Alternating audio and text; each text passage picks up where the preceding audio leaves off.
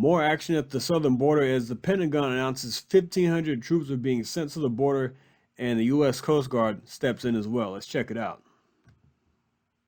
President Trump's immigration crackdown already sending shockwaves across the country. New just this hour, the Pentagon announcing it is sending up to 1,500 troops to help secure the southern border. It comes as the president signed several executive actions in his first hours in office aimed at increasing southern border security and deporting people who are in the U.S. illegally.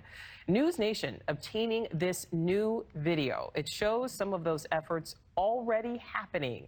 You can see buses here transporting migrants back across the border into Mexico. But it's not only those near the southern border being sent back. The president's policy also targets so-called sanctuary cities, like here in Chicago, where ICE raids are expected at any moment. And the new Trump administration policy now allows those federal agents to target migrants at churches as well as schools. We'll have more on that in just a moment. But first, let's get out to correspondent Jorge Ventura live along the southern border in Texas. You've been watching, Jorge, those buses coming and going all morning. What more can you tell us about those deportations?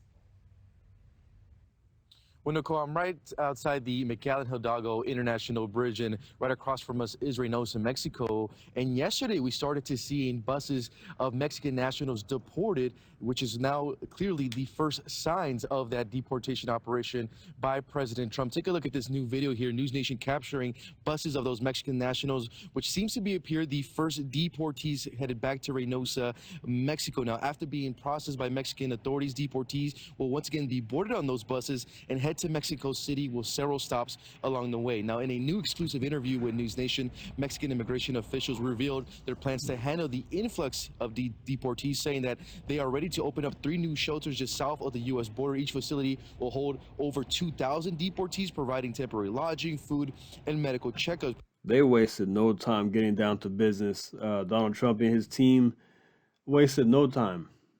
But an important detail here is that these shelters will only accept Mexican nationals deported in Mexico, not foreign nationals. And according to Mexican officials, Mexican national deportees will receive 2,000 pesos, around $100, to assist them with travel expenses back to their hometowns. Mexican President Claudia Sheinbaum is calling this a Mexico Embraces You program as officials continue to prepare to receive those deportees.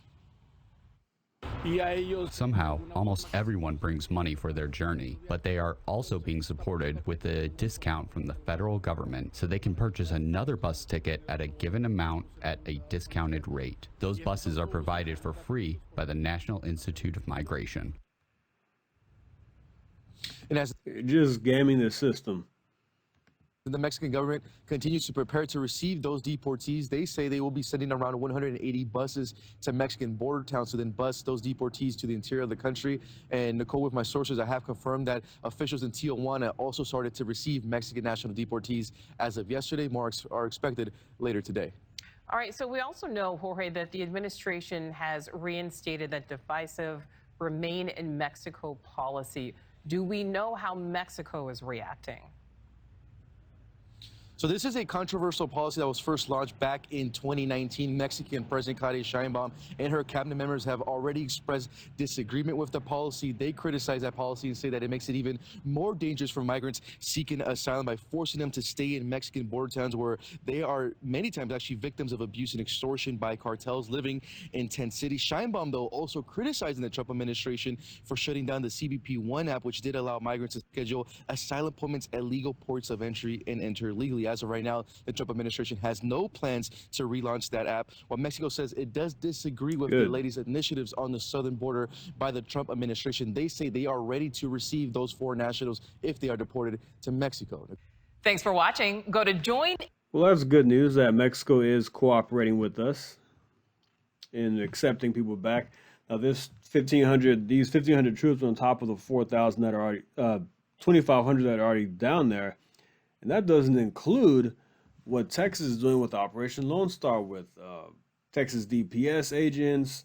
You have the Texas National Guard, or if you want to call them Texas Military Department, either one. They're down there, down at the southern border as well, here in Texas. And we're still doing our work. Operation Lone Star is still in effect. We're still building the wall. We're still building buoys down there and on the Rio Grande River. We're still getting things done here in Texas. So it's a full front effort from the federal government now, partnering with the state of Texas.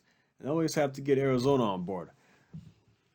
But let's check this out. Coast Guard announces immediate action in support of presidential executive orders. This is big.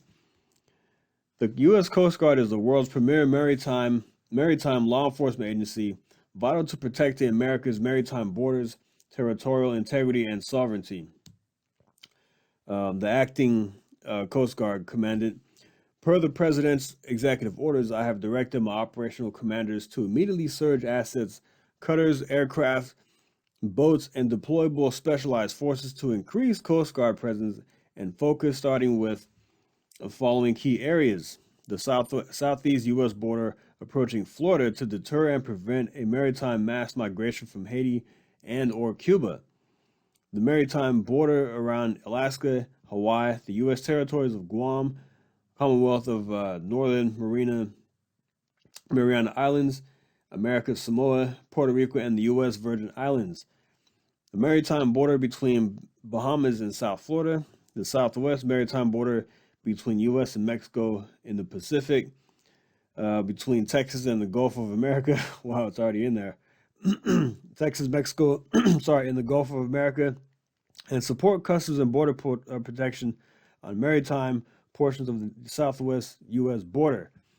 Together, in coordination with our Department of Homeland Security and Department of Defense teammates, we will detect, deter, and interdict illegal immigration, drug smuggling, and other terrorist or hostile activity before it reaches our border.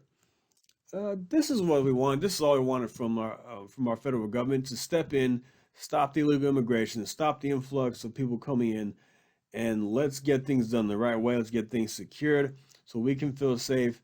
And then, again, people in sanctuary cities who are not here legally,